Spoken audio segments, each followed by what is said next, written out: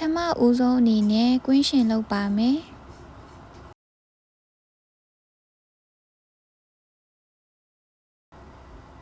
ပြီးရင်တော့ဖွတ်မီး9ခါထိုးမယ်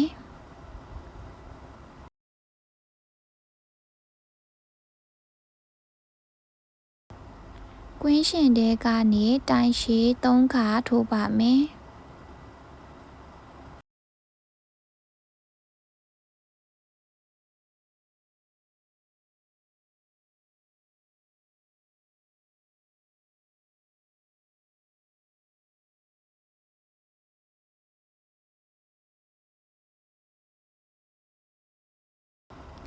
ဖွတ်မီး2ခါထိုးမယ်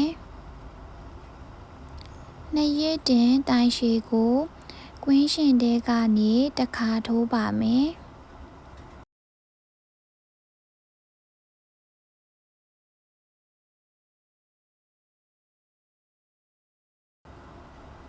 ပြီးရင်ဒီကြိုးလေးကိုဆွဲလိုက်ပါမယ်အဆင့်2အတွက်ဖွတ်မီး9ခါတက်ပါမယ်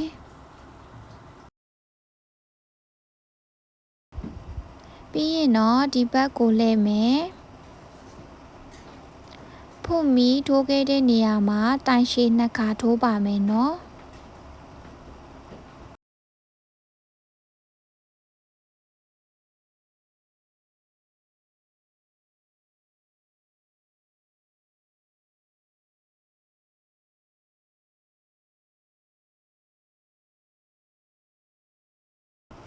ပြီးရင်တော့ဒီအောက်ကတိုင်ရှည်လေးရဲ့အပေါ်ကားဖွတ်မီးမှာတိုင်ရှည်1ခါထိုးပါမယ်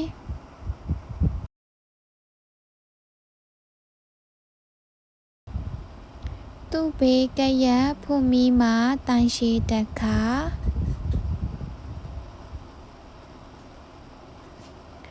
သူ့ဘေးကရက်ဖွတ်မီးလေးမှာတိုင်ရှည်1ခါ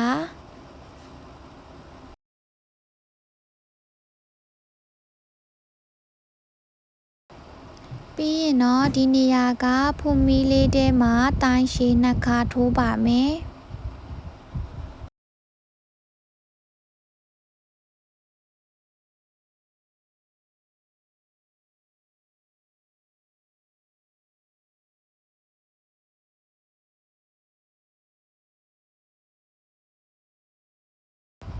ပြီးရင်တော့ဖွတ်မီး2ခါထိုးမယ်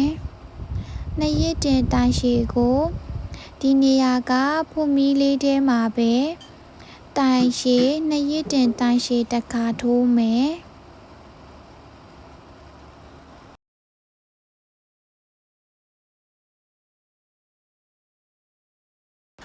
နောက်တစ်ဆင့်အဆင့်3အတွက်ဖွတ်မီး9ခါတက်ပါမယ်ဒီဘက်လေးကိုပြန်လှည့်လိုက်မယ်ဒီဖွတ်မီးနေရာလေးမှာတိုင်ရှည်2ခါထိုးပါမယ်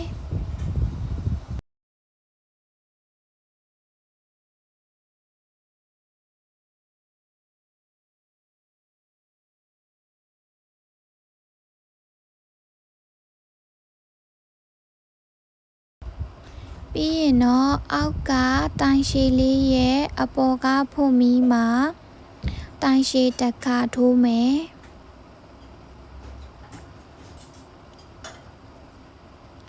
သူ့ဘေးကရက်ဖွတ်မီးမှာတိုင်ရှည်1ခါ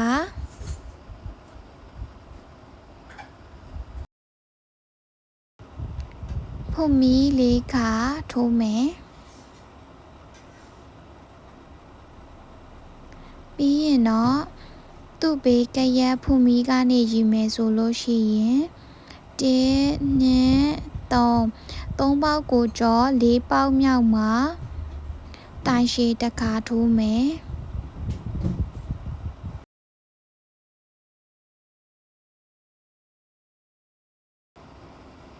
သူ့ဘေးကရက်ဖွတ်မီးမှာတိုင်ရှည်1ခါ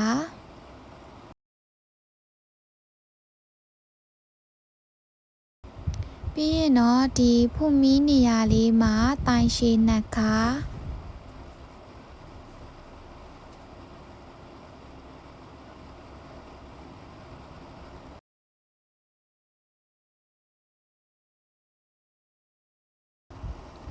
ဖွမီနခါထိုးမယ်ပြီးရင်တော့နှစ်ရစ်တင်တိုင်ရှည်တစ်ခါကိုဒီဖွမီလေးထဲမှာပဲထိုးပါမယ်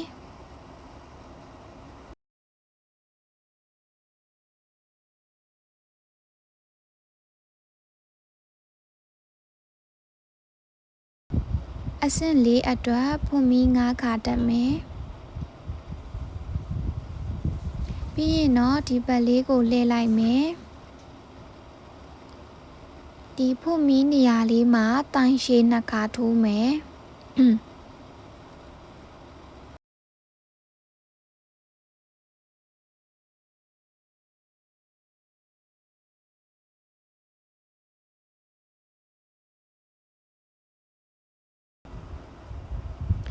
ဒီအောက်ကတိုင်ရှည်လေးရဲ့အပေါ်ကဖွမီမှာ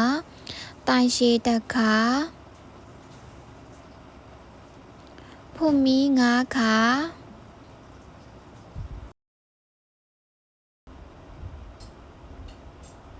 ဒီဖွမီနေရာမှာရှက်ကော်လုပ်မယ်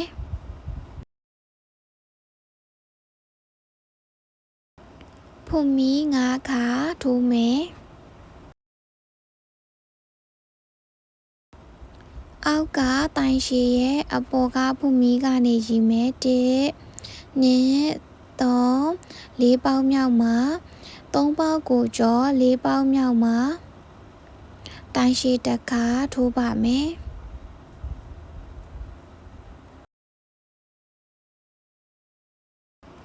ပြီးရင်တော့ဒီဖွမီမှာတိုင်ရှည်2ခါထိုးမယ်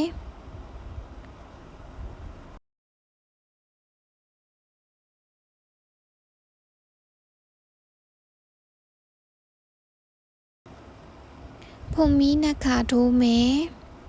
ပြီးရင်တော့နှစ်ရစ်တင်တိုင်ရှည်တစ်ခါကိုဒီဖွမီလေးထဲမှာထိုးပါမယ်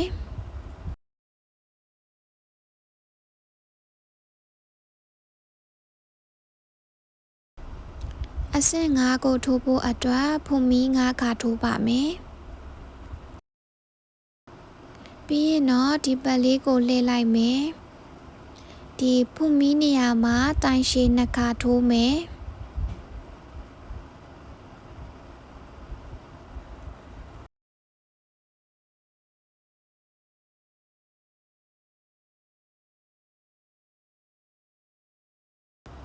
အောက်ကတိုင်ရှည်လေးရဲ့အပေါ်ကဖွမီမှာတိုင်ရှည်တစ်ခါ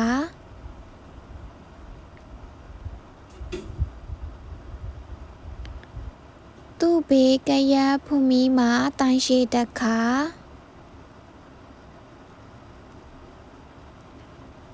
သူ့ဘေးကရဖွမီမှာတိုင်ရှည်တစ်ခါ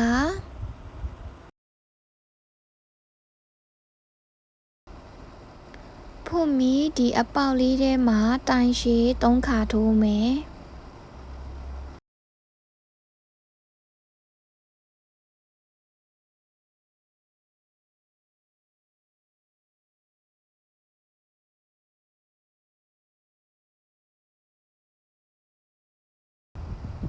ပြီးရင်တော့ဖွမီ3ခါထိုးမယ်ပြီးရင်ဒီဖွမီအပေါက်လေးထဲမှာတိုင်ရှည်3ခါထိုးပါမယ်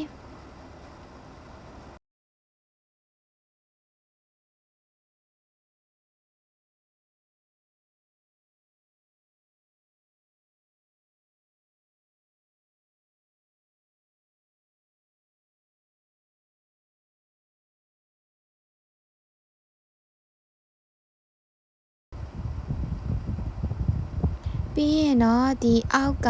တိုင်ရှည်လေးရဲ့အပေါ်ကဖွမီမှာတိုင်ရှည်တစ်ခါ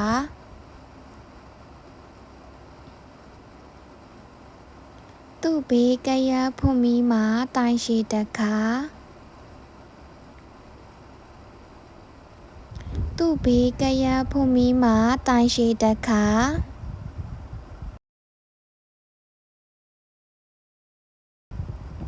ဒီဖွမီလေးထဲမှာတိုင်ရှည်2ခါထိုးပါမယ်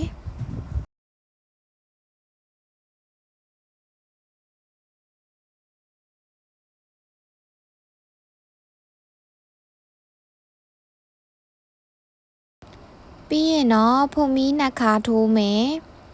နှစ်ရစ်တင်တိုင်ရှည်တစ်ခါကိုဒီဖုန်မီလေးထဲမှာပဲထိုးပါမယ်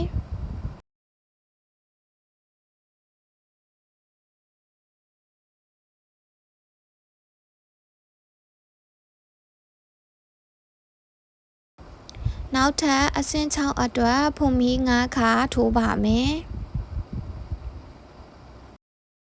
ပြီးရင်တော့ဒီပတ်လေးကိုလှည့်လိုက်မယ်ဒီဖုန်မီနေရာလေးမှာတိုင်ရှည်2ခါထိုးပါမယ်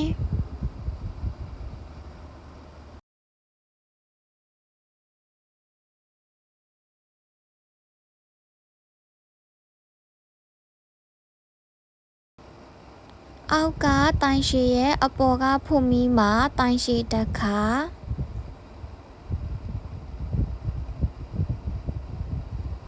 သူ့ဘေးကရဖုန်မီမှာတိုင်ရှည်တစ်ခါ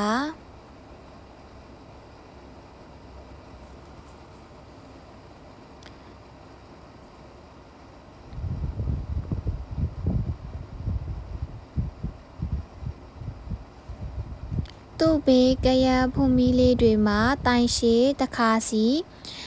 နောက်ဒီနေရာလေးအထိထိုးသွားလိုက်ပါမယ်နော်စုစုပေါင်းတိုင်ရှည်8ခါရှိပါမယ်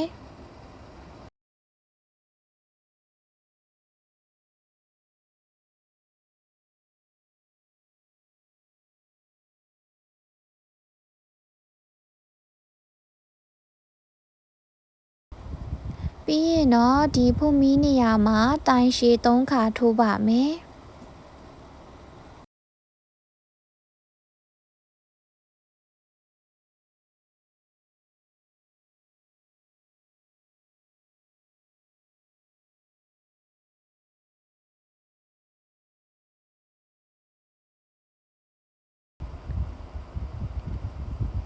အောက်ကတိုင်ရှည်ရဲ့အပေါ်ကဖုန်မီမှာတိုင်ရှည်တစ်ခါ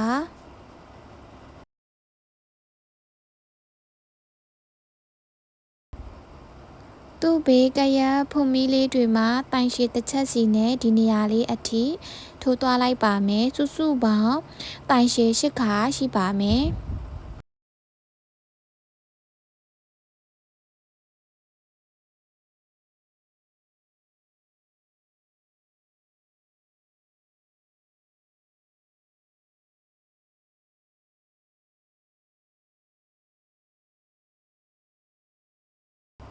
ပြီးရင်တော့ဒီဖုန်မီနေရာလေးမှာတိုင်ရှည်2ခါထိုးပါမယ်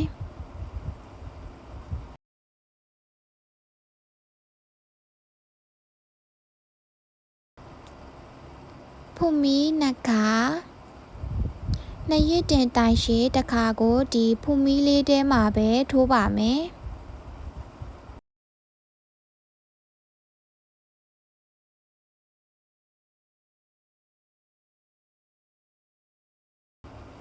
အဆင့်9အတွက်ဖုန်မီ9ခါထိုးပါမယ်ပြီးရင်တော့ဒီပတ်လေးကိုပြန်လှည့်လိုက်မယ်ဒီဖုန်မီနေရာလေးမှာတိုင်ရှည်2ခါထိုးပါမယ်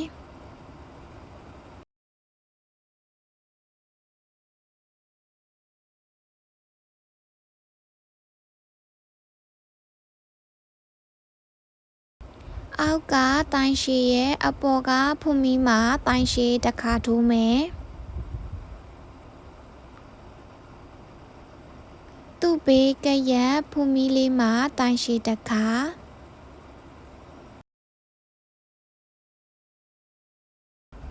ဖုန်မီ4ခါထိုးမယ်ပြီးရင်တော့ဒီ1 2 3 4ဖုန်မီ3ပေါက်ကိုကြော4ပေါက်မြောက်မှာတိုင်ရှည်တစ်ခါ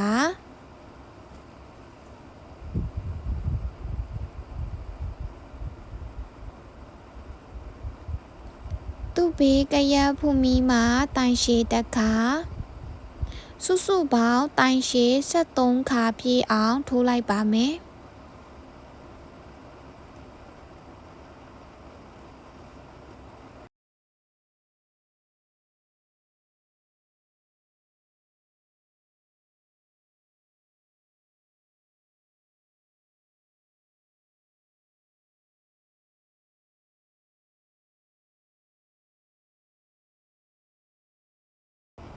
ပြီးရင်တော့ဖုန်မီ4ခါထိုးမယ်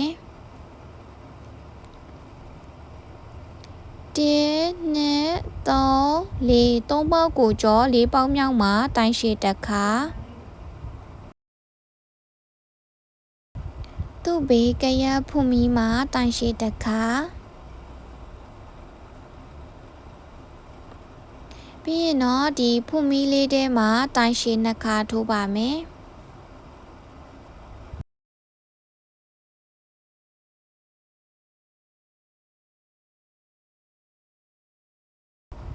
ဖုန်မီ2ခါထိုးမယ်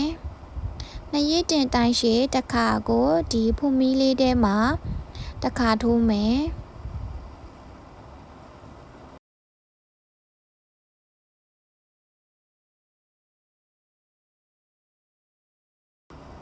အဆင့်ရှိအတွက်ဖုန်မီ9ခါတက်မယ်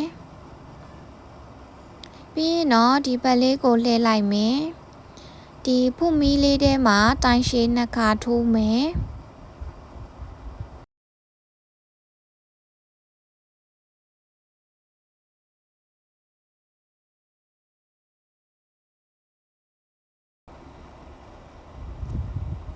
အောက်ကတိုင်ရှည်ရဲ့အပေါ်ကဖုန်မီမှာတိုင်ရှည်တစ်ခါပြီးရင်တော့ဖုန်မီ9ခါထိုးမယ်ဒီဖုန်မီလေးထဲမှာရှက်ကောထိုးမယ်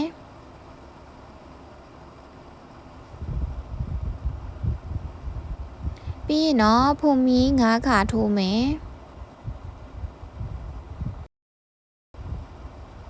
အောက်ကတိုင်ရှည်ရဲ့ဖုန်မီကနေစရည်မယ်1 2 3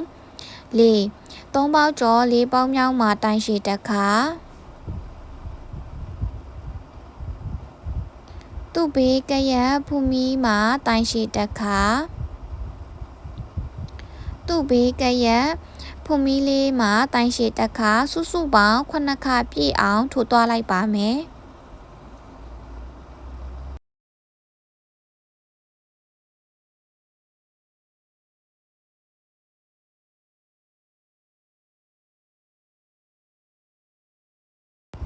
ဖုန်မီ9ခါထိုးမယ်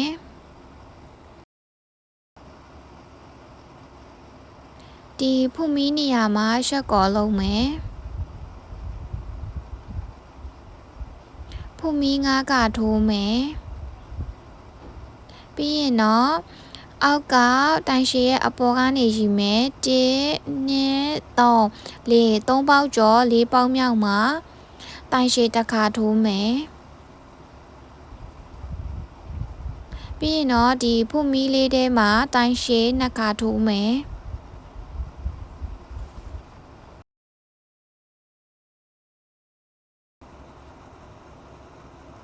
ဖုန်မီ2ခါနှစ်ရစ်တင်တိုင်ရှည်လေးကိုဒီဖုန်မီလေးထဲမှာတစ်ခါထိုးမယ်အဆင့်ရှိတိကပုံသီးနီးပါအဆင့်ကိုမရှိပါဘူးနောက်ထပ်အပေါ်ကိုဆက်တက်ဖို့အတွက်အဆင့်5ကနေစထိုးပါမယ်ဖုန်မီ9ခါတက်မယ်ပြီးရင် round 5မှာအဆင့်5မှာထိုးခဲ့သလိုပဲဒီဘက်လေးကိုလဲလိုက်မယ်ပြီးရင်တော့ဒီဖုန်မီလေးထဲမှာတိုင်ရှည်2ခါထိုးမယ်နော်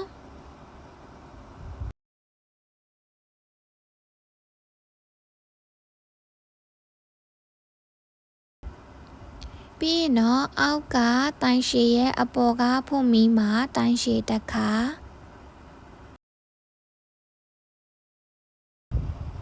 သူ့ဘေးကရဖုန်မီမှာတိုင်ရှည်တစ်ခါ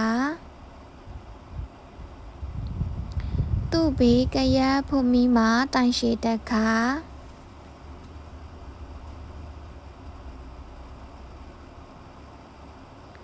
ဒီဖုန်မီနေရာလေးမှာတိုင်ရှည်3ခါထိုးပါမယ်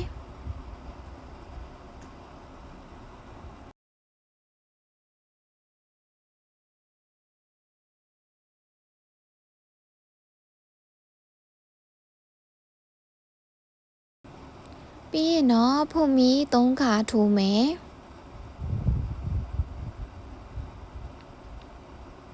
ပြီးရင်ဒီဖုန်မီနေရာလေးမှာဒီနေရာလေးမှာတိုင်းရှည်3ခါထိုးမယ် round 5နဲ့အတူတူပဲเนาะ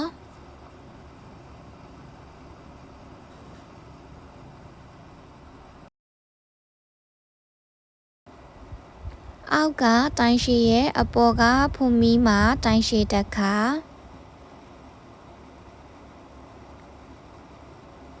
သူ့ဘေးကရက်ဖုန်မီလေးတွေမှာတိုင်းရှည်တစ်ခါစီဒီနေရာလေးအထိထိုးသွားလိုက်ပါမယ်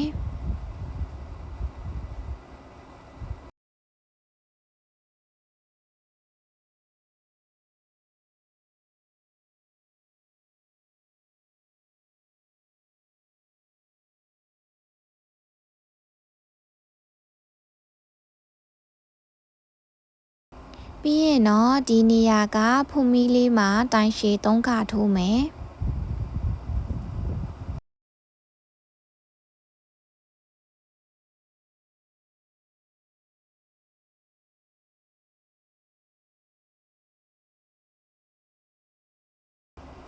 ပြီးရင်တော့ဖုန်မီ3ခါထိုးမယ်ဒီဖုန်မီလေးထဲမှာတိုင်းရှည်3ခါထိုးမယ်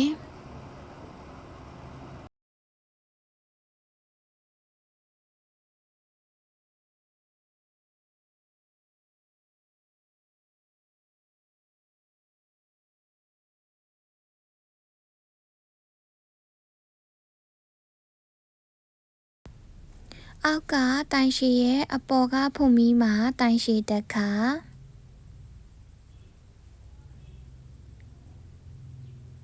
သူ့ဘေးကရက်ဖုန်မီမှာတိုင်ရှည်တစ်ခါသူ့ဘေးကရက်ဖုန်မီမှာတိုင်ရှည်တစ်ခါ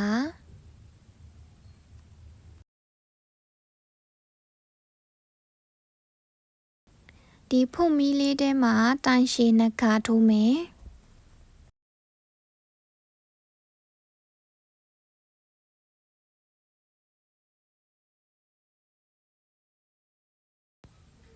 ပြီးရင်တော့ဖုန်မီ2ခါ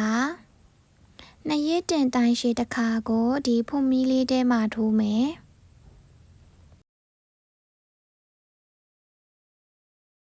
နောက်ထပ်တစ်ဆင့်အတွက်ဖုန်မီ9ခါထိုးပါမယ်ဒီအဆင့်က round ဆင့်နဲ့အတူတူပါပဲအပေါ်ဆက်ပြီးတော့မထိုးတက်မှာဆိုလို့ထိုးပြပေးနေတာပါဒီဖုန်မီနေရာလေးမှာတိုင်ရှည်2ခါထိုးမယ်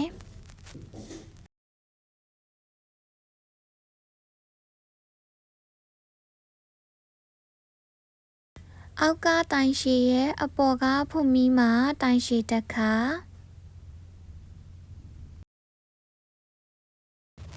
သူ့ဘေးကရက်ဖုန်မီမှာတိုင်ရှည်တစ်ခါဒီနေရာလေးအထိထိုးသွားလိုက်ပါမယ်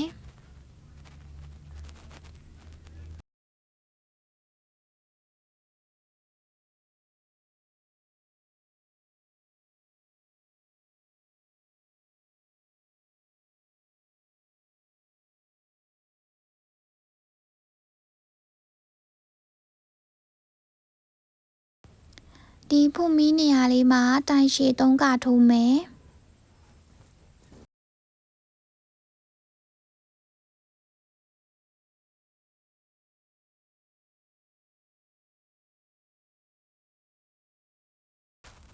အောက်ကတိုင်ရှည်ရဲ့အပေါ်ကဖုန်မီလေးမှာတိုင်ရှည်တစ်ခါ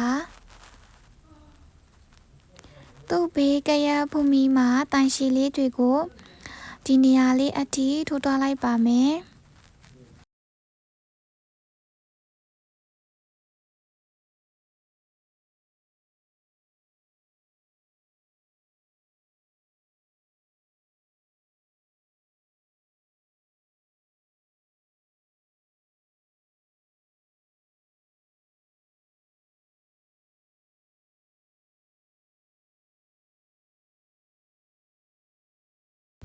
ဒီဖုန်မီနေရာလေးမှာတိုင်ရှည်3ခါထိုးမယ်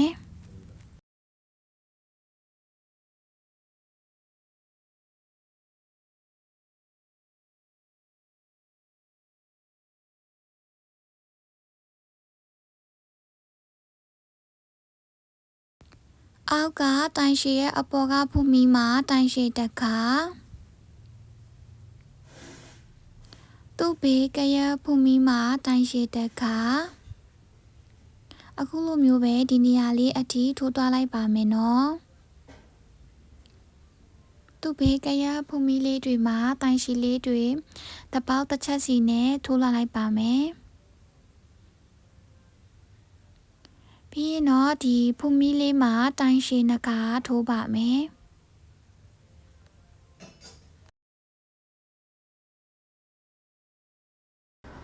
ပြီးရင်တော့ဖူမီနှစ်ခါထိုးမယ်နှစ်ရစ်တင်တိုင်ရှည်တစ်ခါကိုဒီဖူမီလေးထဲမှာတစ်ခါထိုးပါမယ်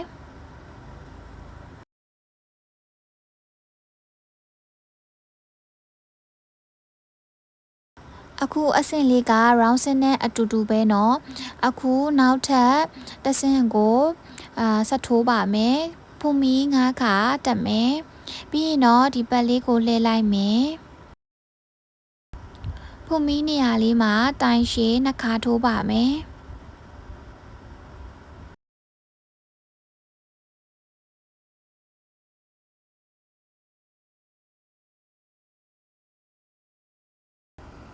ပြီးရင်တော့အောက်ကတိုင်ရှည်ရဲ့အပေါ်ကဖူမီမှာတိုင်ရှည်တစ်ခါသူ့ဘေးကရဖူမီမှာတိုင်ရှည်တစ်ခါပြီးရင်တော့ဖူမီ4ခါထိုးပါမယ်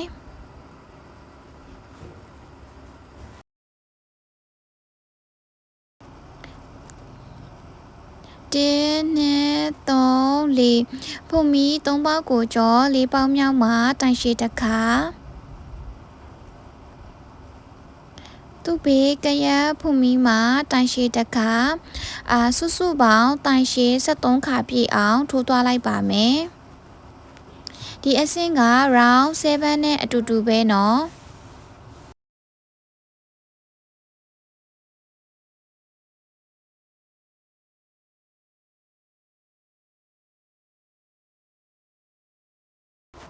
73ကပြည့်အောင်ထိုးလာခဲ့ပြီးပြီဆိုရင်တော့ဖူမီ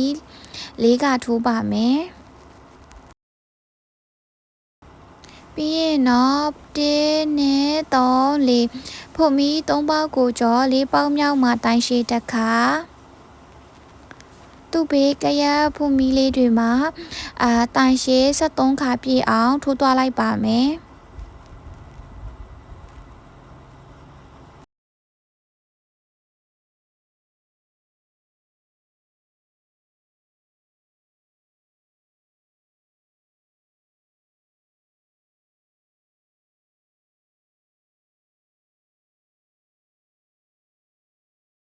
ပြီးရင်တော့ဖူမီ4ကထိုးမယ်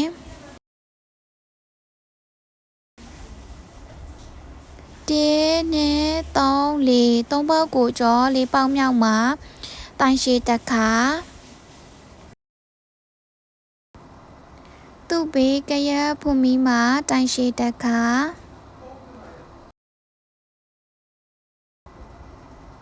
ဒီဖူမီလေးထဲမှာတိုင်ရှည်2ခါထိုးမယ်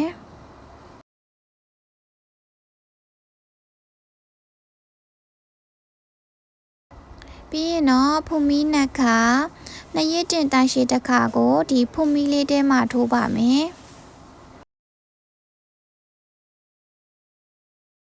ဒီနေရာလေးမှာပြောပြချင်တာကအပွဲ2ခုဆိုလို့ရှိရင်တိုင်ရှည်73ခါတစ်ခါပဲထိုးပါတယ်အပွဲ2ခုဆိုလို့ရှိရင်ပေါ့နော်အခုအပွဲ3ခုဆက်ပြီးတော့ထိုးမှာဖြစ်တဲ့အတွက်ကြောင့်တိုင်ရှည်73ခါ2ခုထိုးထားပါတယ်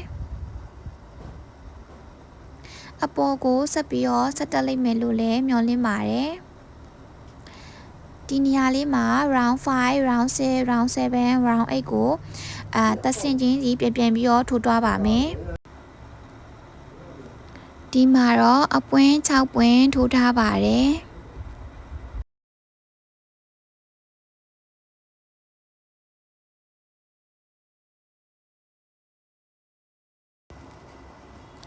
ဒီနေရာလေးမှာတိုင်တို3ခါထိုးပါမယ်တစ်ပေါက်ထဲမှာ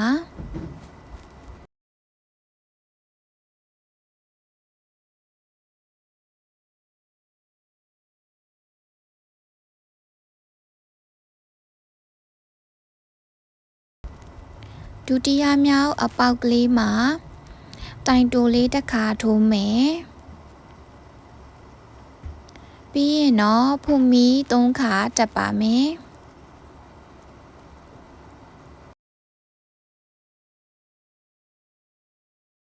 ပြီးရင်တော့ဒီနေရာလေးမှာရှက်ကော်လေးနဲ့လုပ်ပါမယ်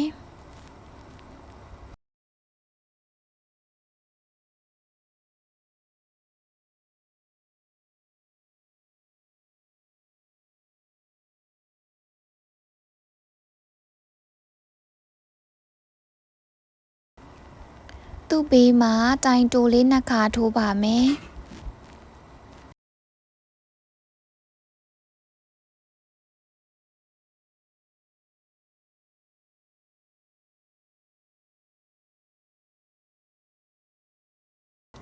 နောက်တစ်ပေါက်မှာတိုင်တိုလေးတစ်ခါထိုးမယ်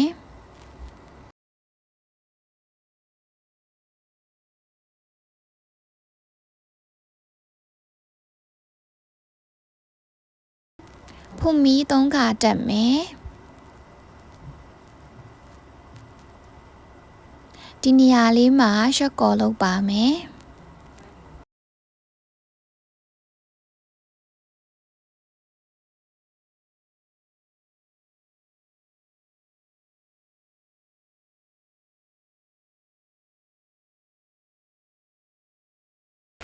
သူ့ဘေးကရက်မှာတိုင်တိုလေး2ခါထိုးမယ်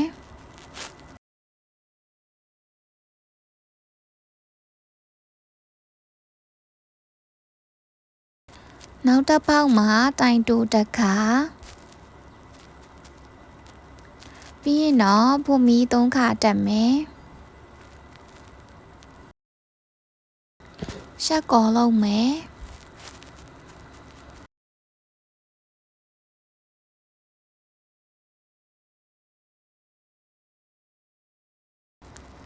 သူ့ဘေးကရက်မှာတိုင်တို2ခါထိုးမယ်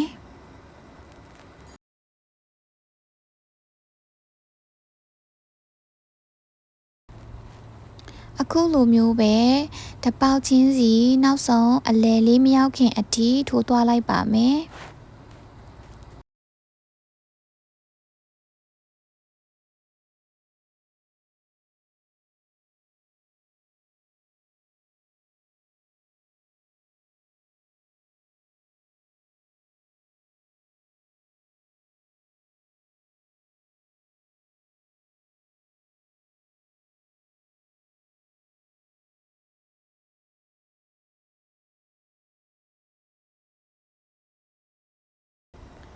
အလဲမရောက်ခင်ဒီတစ်ပေါက်မှာတိုင်တိုလေး3ခါထိုးပါမယ်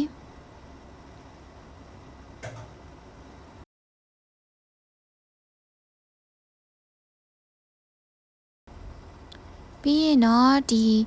ပထမဦးဆုံးဒီမက်ဂျစ်ဝင်လေးလုပ်ခဲ့တဲ့နေရာလေးမှာကွင်းရှင်လုပ်ခဲ့တဲ့နေရာလေးမှာတိုင်တိုလေးတစ်ခါထိုးမယ်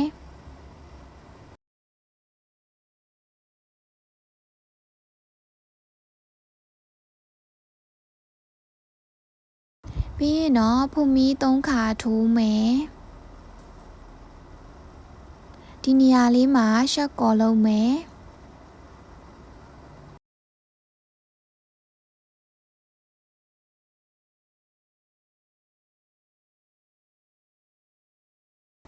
ပြီးရင်တော့ဒီသူ့ဘေးကအပေါက်လေးမှာတိုင်တိုလေး3ခါထိုးပါမယ်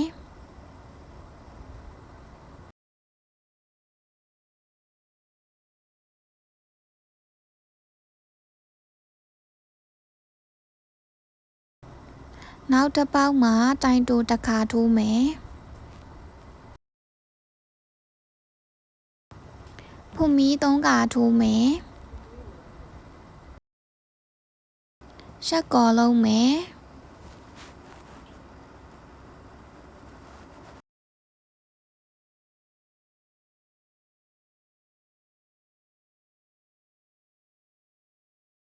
တိုင်တို2ခါထိုးမယ်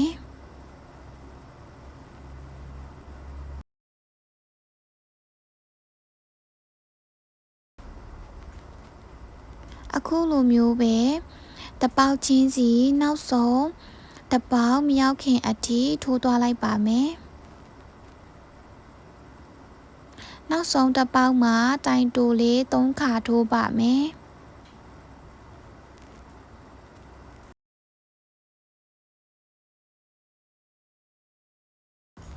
ပြီးရင်တော့ဖူမီ60ထိုးပါမယ်ဖူမီ60ထိုးပြီးသွားပြီဆိုလို့ရှိရင်တော့ချီထွက်နေတဲ့နေရာလေးကနေရည်မယ်ဆိုရင်နှစ်ပေါက်မြောက်မှာသူကကြတော့ပုံမှန်ဒီအပေါ်အခုံးလေးမှာမထိုးဘဲနဲ့ဒီအောက်ကအခုံးလေးထဲမှာဝင်ပြီးတော့ရှက်ကော်လေးလုံးမှာပါဒုတိယမြောက်အောက်ကအခုံးလေးတဲကိုဝင်ဒီလိုမျိုးလေးဖုန်မီတစ်ခုဖြစ်သွားပြီဆိုလို့ရှိရင်ရှက်ကော်လေးနဲ့လုပ်ပါမယ်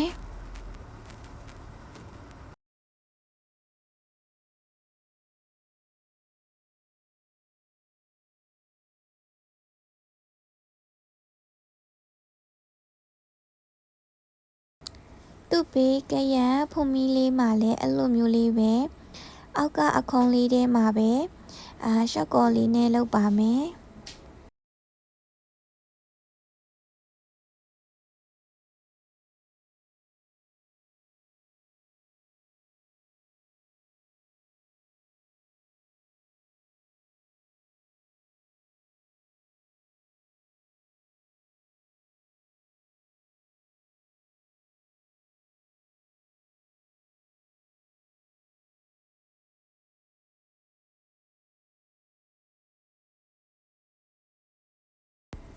အခုလိုမျိုးပဲနောက်ဆုံးအထိထိုးသွားလိုက်ပါမယ်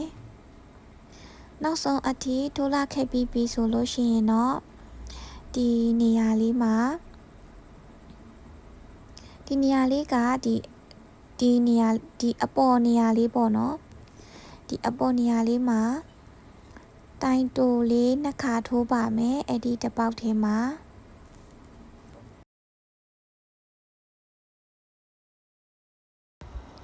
အောက်ကတိုင်ရှည်ရဲ့အပေါ်ကဖုန်မီမှာတိုင်တိုတစ်ခါ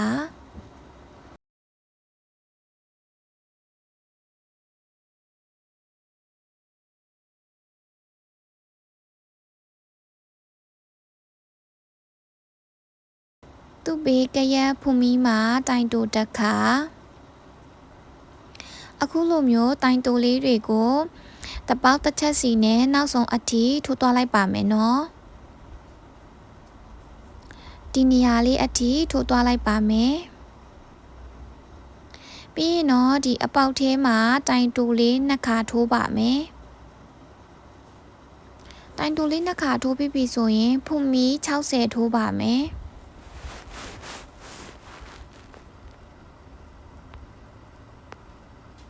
ဒီဘက်ကလိုမျိုးလေးပဲကျိုးလေးကိုလှုပ်သွားလိုက်ပါမယ်နော်ဒီနောက်ဆုံးအထိထိုးလာခဲ့ပြီးပြီဆိုလို့ရှိရင်